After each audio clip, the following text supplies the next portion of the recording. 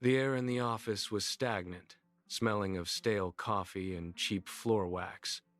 Jordan Belfort sat at a desk that barely held a rotary phone and a stack of lead sheets. He stared at the receiver, his thumb hovering over the dial. He punched in the first number. The line clicked. A voice answered, thick with skepticism. Jordan did not hesitate. He spoke, his voice dropping into a steady, rhythmic cadence that bypassed logic and targeted pure desire. He painted a picture of a company on the verge of a breakthrough, a secret window into wealth that was closing in minutes. The stranger on the other end interrupted, questioning the risk. Jordan pivoted instantly, turning the doubt into a reason to act now.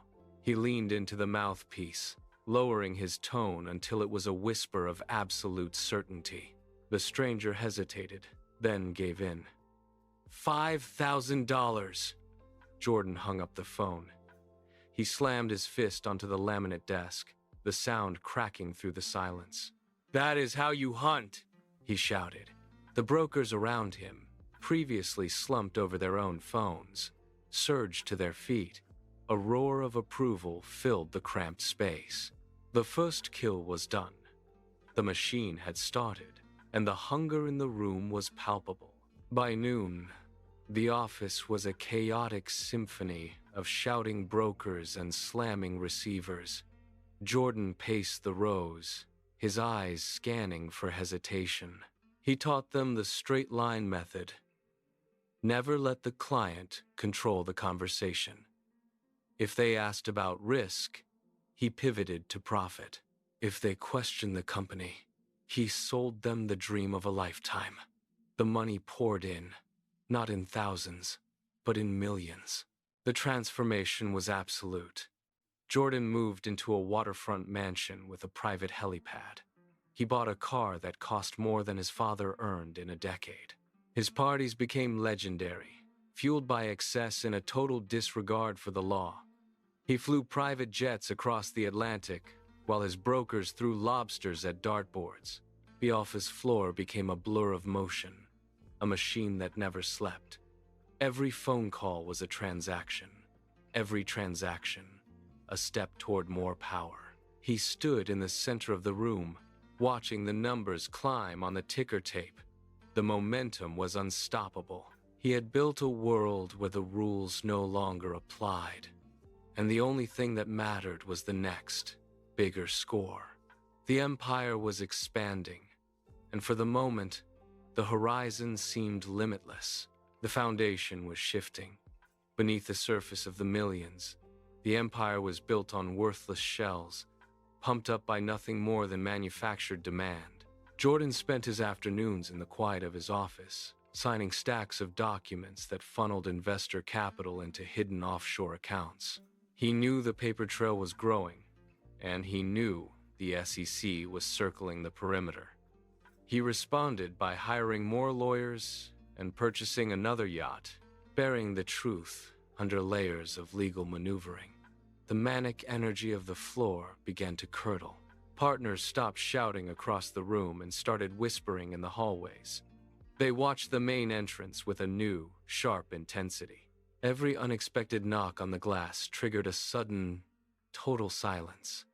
The atmosphere in the office hardened, shifting from raw, aggressive hunger to a cold, calculated fear.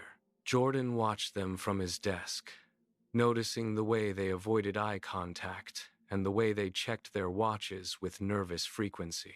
He kept signing the documents, his pen moving with practiced speed, while the air around him grew thin and brittle. The machine was still running, but the gears were grinding. Jordan was mid-sentence, leaning into the receiver to close a massive IPO when the heavy glass doors of his office swung open with a violent thud. The sound of the pitch died instantly. Men surged onto the floor, moving with a synchronized, aggressive precision that silenced the room. Phones were ripped from the wall jacks, sending plastic casings skittering across the carpet. Computers were yanked from their desks, screens flickering to black as power cords were severed. Jordan stood up, the receiver still clutched in his hand. watching as his empire was dismantled in under an hour. He did not speak. He did not argue. He simply watched the agents move through the rows, cataloging the wreckage of his operation. The manic energy that had defined the space for years evaporated, replaced by the sterile, cold efficiency of the law. He placed his hands behind his back as the metal cuffs clicked shut, the sound sharp and final.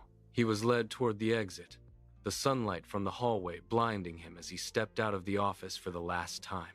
Behind him, the machines were silent, the desks were empty, and the world he had built was gone, reduced to evidence in a cardboard box. The judge spoke the final word.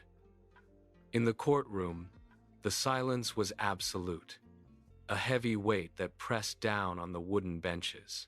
Jordan turned his head toward the gallery. He saw the faces of the people he had systematically drained, their eyes fixed on him with a cold, hollow clarity. He had built a machine that printed millions, but he had forgotten the most basic law of physics. A machine built on sand cannot hold its own weight. The wealth, the status, and the power were gone, stripped away by the stroke of a pen. He stood, his movements slow and deliberate, and walked out of the courtroom for the last time.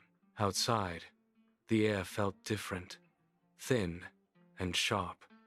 He reached the heavy iron gates of the prison and stopped. The metal was cold against his palm. He pushed forward, leaving the world of his own making behind, finally understanding that while he had fooled thousands, he could not fool the truth.